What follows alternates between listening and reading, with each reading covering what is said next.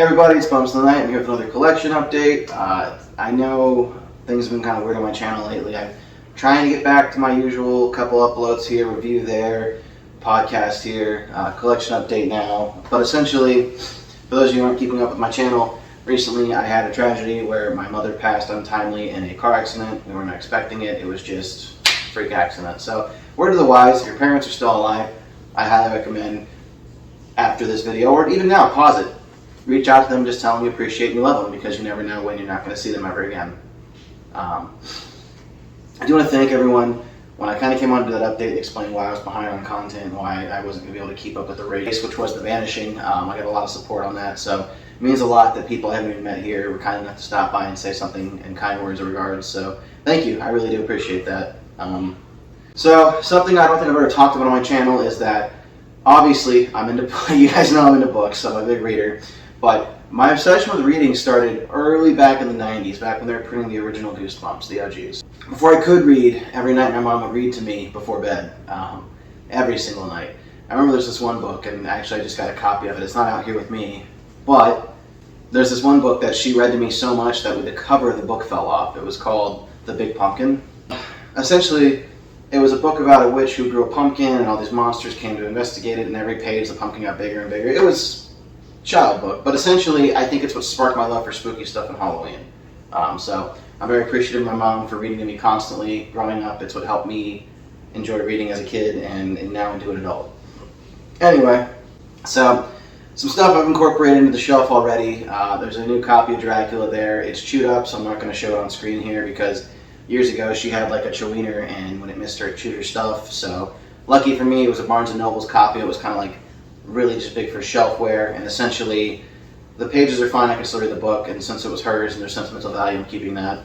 I also have a set of the original Harry Potters, and I don't know if they're all first print, but I know for a fact at least these three are, because we read those growing up. Even though Harry Potter's what killed Goosebumps, I will be incorporating that into my shelf for her memory's sake. I've also picked up quite a bit of manga in between, but again, haven't really had time to talk about it or share it. So this is more of a manga haul than it is like a YA horror haul, but I'm just going to kind of go over what's being added or what's being subtracted. As of last night, I just picked up a haul of Jujutsu Kaisen 1 through 18. I'm going to put the picture here because I don't feel like tearing apart the whole shelf, but essentially, here's 1 through 18. I already had a couple volumes, so obviously I kept the better ones for myself, and I'm going to be taking I think it's 1, 2, and 8 I have extras of, because I picked them up thrifting. Those are going to go onto my eBay shop. But yeah, I got a whole JJK lot. Paid $80 for that. $80 for 19 books. I thought that was a pretty good deal.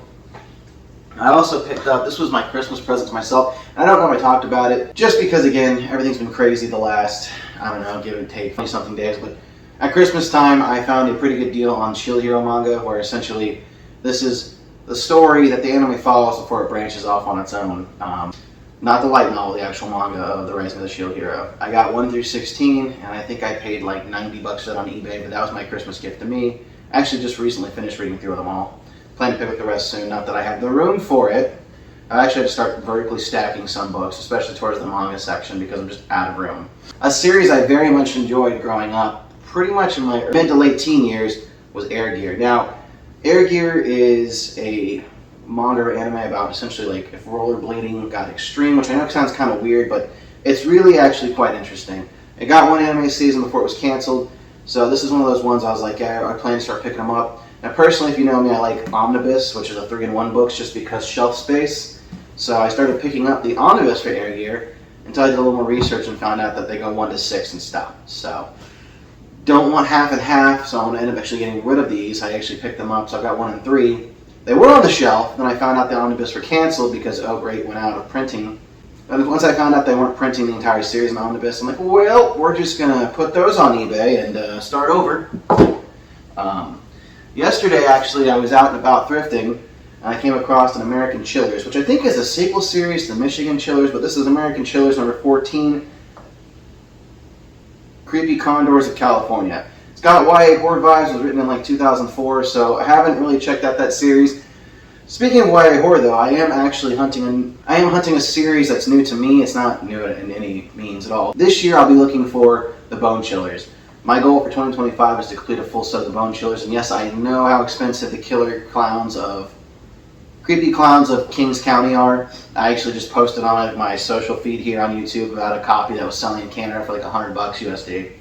So my goal through 2025 is to complete that series, which they're not as many as the original Goosebumps. I think there's like 25-ish. I'm not sure. Someone can comment down below and tell me I'm wrong. But yeah, so that's what I'll be hunting this year. So if you have bone chillers that are extra, you want to trade or are looking to sell them, reach out to me and we can work something out. And last but not least, I added this book to my collection as well. This is called The Secret, a Treasure Hunt. This book essentially has been out since the 80s, and every now and again somebody finds some clues towards the treasure and it kind of sparks interest in it. Destination Truth with Josh Gates actually did a piece on this. So far, the lore goes like this. In the 80s, there were 12 special gems worth lots and lots of money, and they were hidden around the United States in places that were accessible to the public, local parks, etc., stuff like that. Well, so far only 2 have been found. My mom took an interest in this and actually talked to me about it last summer, and I kind of taken an interest. I hadn't picked up a copy yet, but we were comparing and contrasting notes to this book. This is just a notebook I gave her. And yeah, so she kind of had some inklings in where she thought the one in Florida might be. So I promised her that I was going to, essentially when I had time, I don't have time right now, but when I do have time, kind of pick up where she left off in here and see if I can maybe figure out what she was thinking, if it was right, or if it was just, a dead end. So I'll be adding The Secret, a Treasure Hunt to the shelf as well, and this is probably the most important book to me just because it was something she was working on before she passed. So, yeah, not like a crazy big haul, but, lots of stuff. So if you guys enjoy this kind of content, make sure you click the subscribe button. That way you can follow along or as I grow my collection. Very soon we'll be getting a 4th shelf, and within the next 5 to 6 months we're moving again.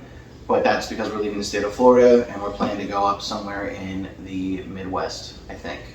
I haven't really decided on the location yet. I just know that eventually we want to buy a house and build an actual library, which I'm super excited for because my wife also wants to build a library. So we'll be incorporating our books together, but we're going to have an entire room dedicated to reading. And I mean, if you're as big as a book nerd as me, I'm sure that's a dream you definitely share. So anyway, I appreciate your viewership. Thanks for watching. Make sure you comment down below and let me know what you plan on reading this year or collecting, and I will scare you in the next one.